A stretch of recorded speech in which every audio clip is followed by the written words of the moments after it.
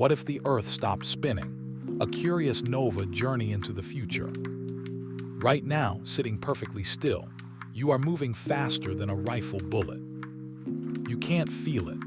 Nothing rattles, your drink doesn't spill. The room around you seems completely at rest. But if you are anywhere near the equator, the ground under your feet is carrying you east at more than 1,600 kilometers an hour. The whole planet is turning, and it has been turning without a single pause for 4.5 billion years. So let me ask you something that sounds simple and isn't. What would happen if it stopped? Not slowed down, stopped. To answer that honestly, we have to split the question in two, because there are really two completely different stories here.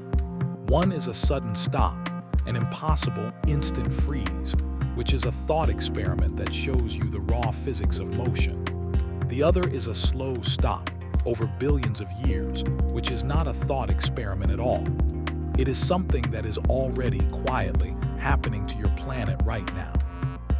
Let's start with the impossible version, because it is the most violent thing you will ever imagine. First, let me kill a myth.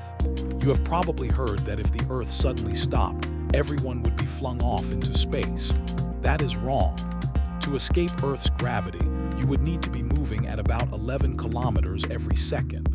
The spin at the equator only carries you at less than half a kilometer per second. Gravity wins easily. Nothing gets thrown into the sky. But that does not mean you are safe. It means something much worse. Picture it. The solid Earth, the rock and the crust, stops dead. But everything resting on top of that rock does not. The air, the oceans, the cars, the buildings, you, all of it still carries the planet's old motion.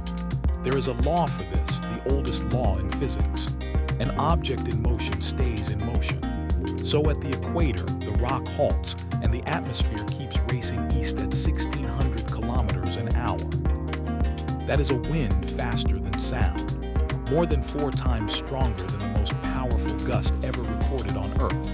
And the popular version of this story just says, the wind blows everything away. But the truth is more specific and more terrible. A wall of air moving faster than sound does not blow things over. It works like a planet-sized sandblaster. It strips the soil, the forests, the cities, the loose rock itself, scouring the continents down to bare bedrock. And the friction of that air screaming across the ground generates enormous heat, scorching everything in its path. At the very same moment, the oceans, which were also moving, lunge eastward too. The entire mass of the sea, sliding sideways at over 1,600 kilometers an hour, rises into mega-tsunamis taller than anything in human history, drowning the coasts and grinding deep into the land. Now what about you caught in this? Here the danger is not even the wind, it is the stop itself. In 1954, a U.S. Air Force doctor named Paul Stapp strapped himself to a rocket sled, accelerated to over 1,000 kilometers an hour, and then slammed to a halt in just over 1 second. He survived a deceleration of around 46 times the force of gravity, but it cracked his ribs, broke his wrist, and burst the blood vessels in his eyes, blinding him for a time. He was a trained expert, bolted into a seat built for exactly this. Now imagine the same forces with no seat, no warning, hitting everyone on Earth at once. At the equator, a 1-second stop is about 47 times the force of gravity. Almost no one walks away from that. There is, in theory, one safe place. 2, actually. Stand exactly on the North Pole or exactly on the South Pole, and you are at the one spot on Earth that isn't moving sideways at all. The poles spin in place at 0 kilometers an hour. Everywhere else, the planet would try to throw you across the landscape at the speed of a bullet. On the poles, you would simply feel the world go still. That is the sudden stop. Mercifully, it can't actually happen. Nothing in the universe could break a spinning planet that fast. So let's look at the version that could, the slow stop, and the strange new world it would leave behind. If the Earth wound down gently over millions of years, there would be no killer wind, no tsunami. The planet would have time to settle into a new shape, but losing the spin would still rebuild the map of the world completely. And to see how, you have to understand something about the shape you live on. Earth is not a perfect sphere. Because it spins, it bulges at the middle. The spin throws material outward at the equator, so the distance from the center of the Earth out to sea level is about 21 kilometers greater at the equator than at the poles. And that same outward force is holding a gigantic amount of ocean water piled up around the planet's waist. Right now, the seas are stacked roughly 8 kilometers higher at the equator than they would be on a still world, balanced there by nothing but the spin. Take the spin away and that balance is gone. A geographer named Fraczek at a mapping institute called ESRI actually calculated where all that water would go. And the answer is breathtaking. With no spin to hold it at the equator, the water obeys only gravity, and gravity pulls it toward the poles, where the surface sits closer to the planet's center. The great equatorial bulge of ocean collapses and drains north and south. So picture the new Earth. Around the top of the world, a vast northern ocean swells and swallows Europe, Russia, and Canada almost whole, burying cities like New York, Boston, and Seattle under thousands of meters of water.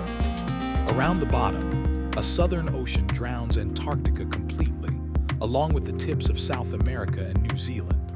And in between, all the way around the equator, the sea floor rises into the daylight. A single, unbroken supercontinent wraps the entire middle of the planet, and the old Atlantic and Pacific are sliced into separate, isolated basins. On this world, you could walk a ring all the way around the Earth and never cross an ocean. Now, what about day and night? Here it depends on exactly how the Earth stops, and there are two answers. If the planet stops turning relative to the distant stars, but keeps orbiting the sun, then a single day, one cycle of light and dark would stretch to a full year. The sun would crawl across the sky over 6 months, then set, and you would wait 6 more months in total darkness for it to rise again. Every living thing that survived would have its internal clock, its sense of day and night, completely shattered. But if the Earth stops relative to the sun, then one half of the planet faces the sun forever, and the other half is locked in permanent night. The day side bakes without relief, the seas boiling away into burning desert. The night side freezes into endless dark, the air itself settling out as ice. The only place you could possibly live would be a thin ribbon of twilight between them, where the sun sits frozen on the horizon, neither rising nor setting. And the weather on any version of this world would become alien. Today, the spin of the Earth bends every moving thing, every wind and current, through what's called the Coriolis effect.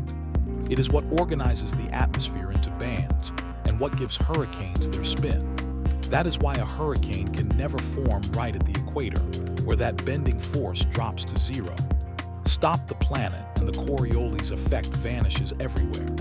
Hurricanes and typhoons become physically impossible.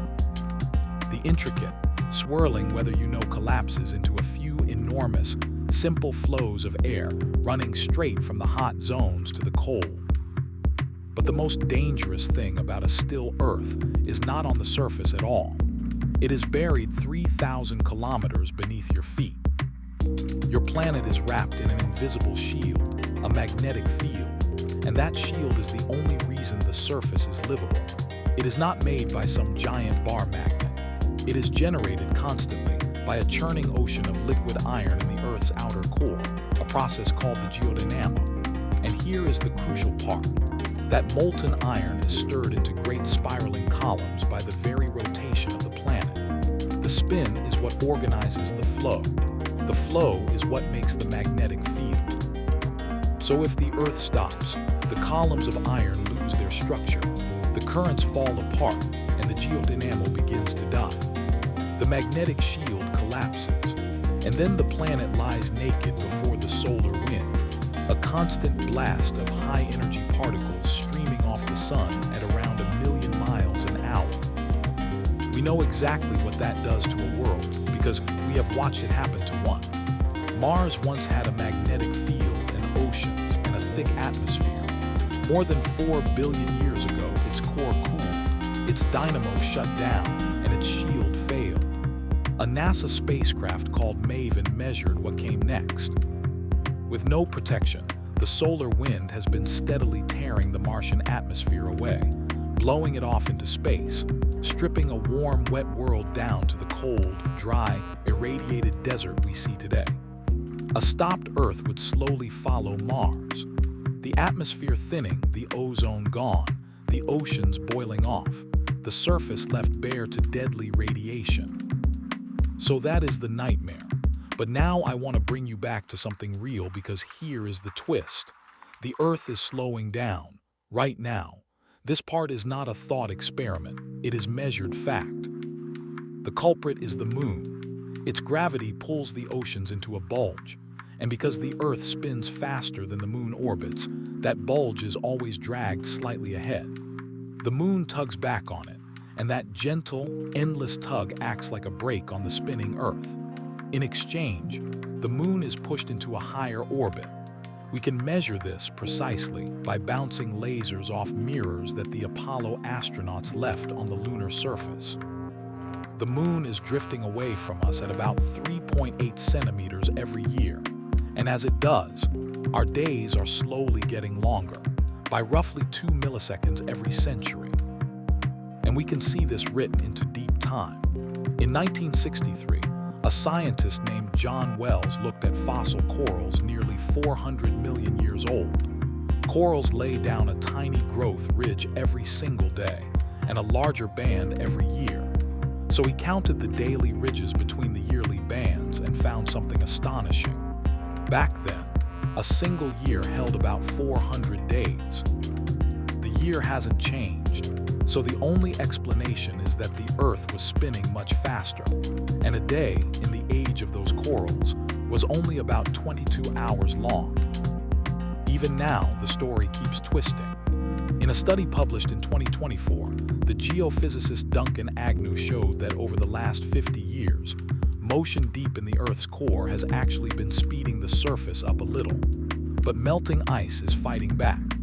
As the ice caps in Greenland and Antarctica melt, billions of tons of water flow from the poles toward the equator, pushing mass outward, away from the axis.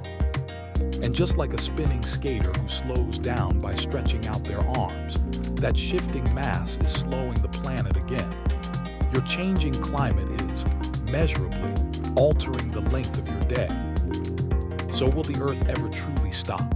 Not on its own, not all the way to zero. Instead, the braking would continue until the Earth and Moon lock together, a single day stretching to about 47 of our current days, with the Moon hanging frozen over one spot on the sky, never rising, never setting. But that would take something like 50 billion years, and our Sun has only about 5 billion left before it swells into a red giant and likely swallows the Earth whole. The spinning will outlast almost everything, which is the strange comfort hidden in all of this. That faint, silent motion you cannot feel, carrying you east faster than a bullet as you sit here, is one of the steadiest things in your entire world. It outlasts empires. It will very nearly outlast the sun. It built the shape of your oceans, the pattern of your weather, and the shield that keeps you alive, all without ever once asking you to notice. So the next time someone tells you to sit still, you can smile, because you never, for one instant of your whole life, have been still at all. This has been Curious Nova, curiosity across time. I'll see you on the next one.